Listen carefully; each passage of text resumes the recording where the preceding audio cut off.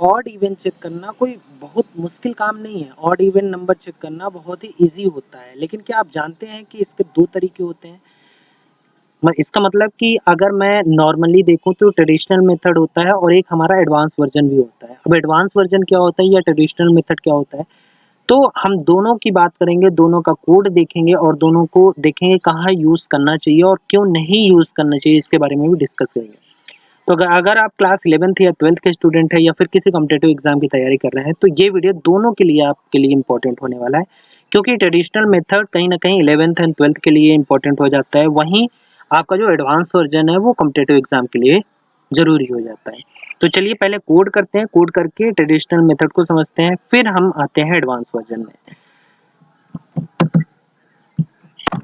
Traditional method में हम करते क्या है, एक सिंपली यहाँ से एक नंबर ले लेंगे, यूजर से कोई नंबर x ले लेंगे, ठीक है।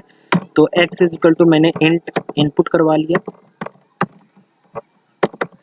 यहाँ से एक नंबर ले लिया और यूजर को इन्फॉर्म कर दिया कि यहाँ क्या करना चाहिए, यहाँ एक नंबर एंटर करवाना है, ठीक है। अब इसके बाद क्या करेंगे, सिंपली हम लोग क्या करेंगे, इफ एल्स का कॉन्सेप्ट लगाएंगे। तो ये ट्रेडिशनल मेथड है हमारा, हम x को क्या करेंगे, रिमाइंडर फाइंड आउट करेंगे 2 से। तो अगर ये कंपैरिजन टू 0 होता है तो हम इसको क्या बोलते हैं कि ये प्रिंट कर देगा क्या, हमारा इवन नंबर है। अदरवाइज अगर ऐसा नहीं होता, दैट मीन्स कि एल्स वाले पार्ट में जाएगा और यहाँ क्या प्रिंट होना चाहिए, हमारा ऑड प्रिंट होना चाहिए, ठीक है।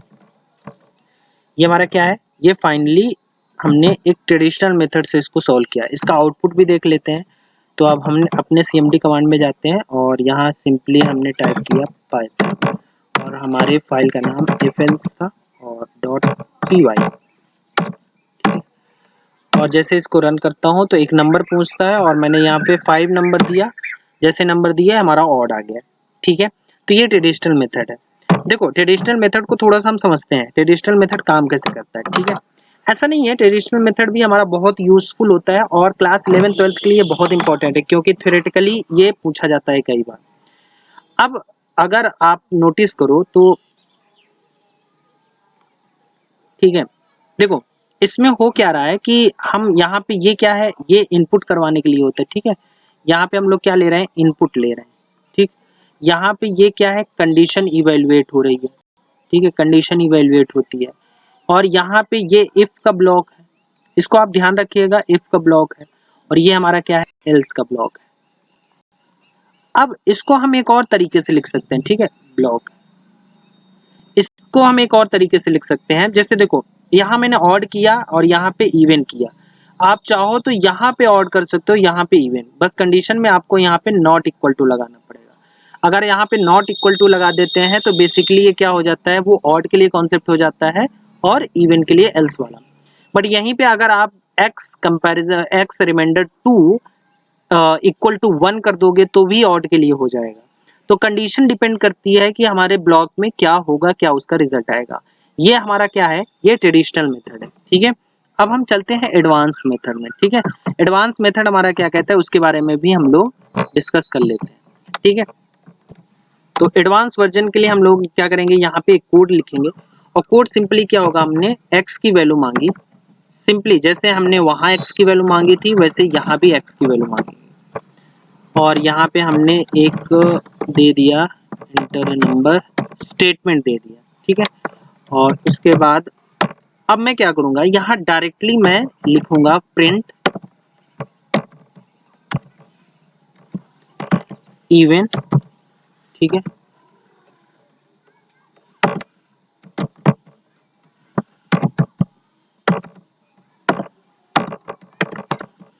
एल्स, और एल्स में मैंने क्या लिख दिया, प्रिंट हमारा ऑड, ठीक है। पहले हम इसको रन करते हैं, सेव किया, सेव करने के बाद हम इसको क्या करेंगे, अपने cmd पे रन करेंगे।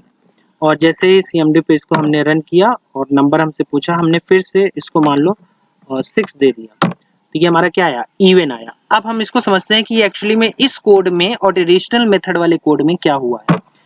देखो अगर हम इस कोड को समझते हैं, ठीक है, तो इस कोड को समझने के पहले आपको एक चीज ध्यान रखना होगा कि इस कोड में जो आप ये वाला पूरी लाइन देख रहे हैं, ये वाली जो पूरी लाइन आपको दिख रही है, ठीक है, ये वाली जो पूरी लाइन दिख रही है, ये लाइन को समझते हैं।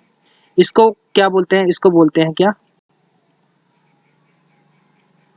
Ternary operator. ये क्या होता है, टर्नरी ऑपरेटर। एक्चुअली में यहाँ पे आप ट्रू वाली कंडीशन लिखते हो, ठीक है, ट्रू वाली कंडीशन इफ, और यहाँ पे कंडीशन लिखते हो कि जो कंडीशन अगर ट्रू होती है तो यहाँ पे वो स्टेटमेंट प्रिंट होना चाहिए। फिर आप एल्स लिखते हो और एल्स के बाद यहाँ पे फॉल्स वाली कंडीशन लिखते हो, जो भी फॉल्स वाली कंडीशन होती है, यानी कि जो फॉल्स में प्रिंट होना चाहिए फॉल्स वाला ब्लॉक। तो देखो टर्नरी ऑपरेटर जो छोटे छोटे टास्क होते हैं उसमें सबसे ज्यादा यूज होने वाला होता है। तो अच्छी बात तो ये है कि टर्नरी ऑपरेटर से हम क्या कह सकते हैं, कोड को बहुत ज़्यादा कंपैक्ट कर सकते हैं, बहुत ज़्यादा स्पेस ऑप्टिमाइज कर सकते हैं। बट इसमें एक प्रॉब्लम आती है कि अगर आपको कॉम्प्लेक्स कोडिंग करनी है या लॉन्ग फॉर्म में कोडिंग करनी है तो आप इसका यूज़ मत करिए। तो छोटे कोड के लिए आप इसका यूज़ कर सकते हैं, बहुत ही परफेक्ट होता है। तो अगर आप किसी कम्पिटिटिव एग्जाम की तैयारी कर रहे हैं तो ये आपके लिए बहुत ही ज़्यादा एडवांस होने वाला है और बहुत ही अच्छा रिजल्ट देने वाला है, क्योंकि कई बार क्वेश्चन में हमें टर्नरी ऑपरेटर से रिलेटेड क्वेश्चन आते हैं। तो आई होप आप लोगों को एडवांस वर्जन और जो ट्रेडिशनल मेथड है दोनों में कंपैरिजन करके हमने दिखा दिया। रिजल्ट हमारा वही आएगा, रिजल्ट में कोई चेंज नहीं होगा, लेकिन लिखने के तरीके में नंबर ऑफ लाइंस जो होती हैं वो हमारी कम हो जाती हैं। तो अगर आपको ये वीडियो अच्छा लगा और वीडियो काम का लगा तो शेयर करिए लोगों के साथ, और अगर आपको ऐसी और अमेजिंग वीडियो चाहिए तो अपलोड नेक्स्ट करके कमेंट करिए, ताकि मैं जितना ज़्यादा कमेंट होगा तो हम उसी टॉपिक पर और वैसे ही ऐसे ही कंटेंट हम लेकर आते रहेंगे।